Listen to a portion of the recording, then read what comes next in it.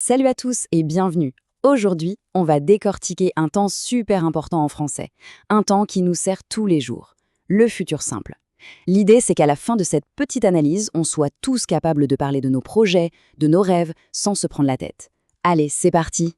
Alors, comment on fait en français pour dire ce qu'on va faire le week-end prochain, ou pour promettre à un pote qu'on sera là, ou même, tout bêtement, pour dire « demain il pleuvra ».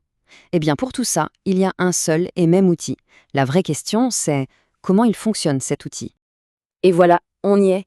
Pour parler de l'avenir, de tout ce qui n'est pas encore arrivé, le français a un temps bien à lui, le futur simple.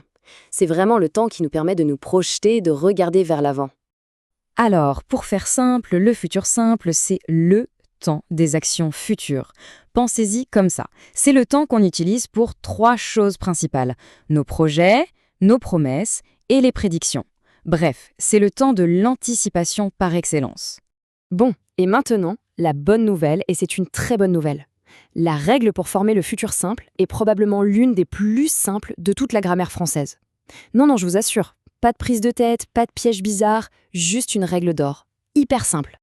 Alors, cette fameuse règle d'or, la voici. On prend le verbe en entier, à l'infinitif, vous savez, la forme qu'on trouve dans le dictionnaire comme parler, manger, finir, et on vient juste coller une petite terminaison à la fin. C'est tout, on ne touche à rien d'autre. Le verbe reste intact. Facilement ? Ok, mais c'est quoi ces terminaisons ? Eh bien, elles sont toujours les mêmes, pour tous les verbes. Et là, j'ai une super astuce pour s'en souvenir. En fait, ce sont presque les mêmes terminaisons que le verbe avoir au présent. Regardez, j'ai, tu as, il a, ça donne est, a. Et pour le pluriel, c'est pareil. Nous avons, vous avez, ils ont. Ça donne ons et on. C'est un super moyen mémotechnique, non ?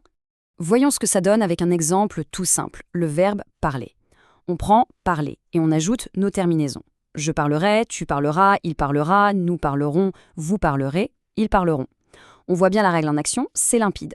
Bon, évidemment, ce serait trop beau si c'était aussi simple pour tout. Le français aime bien ces petites exceptions. Il y en a une, un tout petit piège, avec les verbes qui finissent en RE. Mais vous allez voir, c'est rien de méchant. Alors, pas de panique, la modification est vraiment minuscule. Pour tous ces verbes comme prendre, attendre, dire, boire, bref, ceux en ER, la seule chose à faire, c'est d'enlever le petit E final de l'infinitif. Et juste après, on ajoute nos terminaisons comme d'habitude. C'est juste une toute petite étape en plus. Regardons deux exemples pour que ce soit bien clair. On prend le verbe prendre. On enlève le E à la fin, ça nous donne prendre. Et hop, on ajoute la terminaison « je prendrai ». Pareil pour boire, on enlève le E, ça donne boire, et on ajoute « as », tu boiras. Une fois qu'on a le truc, ça devient vraiment automatique. Allez, on arrive à la dernière partie de la formation, les fameux verbes irréguliers.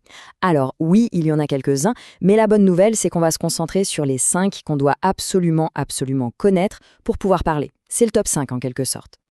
Les voilà, nos 5 champions. Ici, attention, la base du verbe, ce qu'on appelle le radical, change complètement. Il n'y a pas de secret, ceux-là, il faut les apprendre par cœur. Alors on a être qui devient sœur, avoir qui devient or, aller qui devient ir, faire qui devient faire, et enfin venir qui devient viendrait. Et après c'est facile, on recolle nos terminaisons habituelles. Est, as, a, etc. L'exemple parfait pour illustrer ça, c'est le verbe aller. On a super envie de dire « j'allerai » en suivant la règle de base. Mais non, ça ne marche pas. La forme correcte, c'est « j'irai ». C'est vraiment l'exemple qui montre pourquoi il faut absolument mémoriser ces quelques exceptions. Ok, maintenant qu'on sait comment écrire le futur simple, passons à un petit secret de pro. Un truc qui va vraiment faire la différence à l'oral, pour sonner beaucoup plus naturel. C'est une question de prononciation. Alors voilà le truc. C'est tout petit, mais c'est crucial. Quand on dit « je mangerai » au futur, le son « est » se prononce comme un « est » fermé. Pensez au mot « été ». Par contre, quand on parle au passé, à l'imparfait, et qu'on dit « je mangeais », le son « est un « est » ouvert. Pensez au mot « mère ». C'est subtil, hein ? Je mangerai contre je mangeais. Et pourquoi je dis ça ? Parce que c'est la clé. C'est ce petit son qui permet à la personne en face de savoir si on parle de ce qui va se passer ou de ce qui s'est déjà passé. C'est un détail, mais pour être bien compris, ça change absolument tout.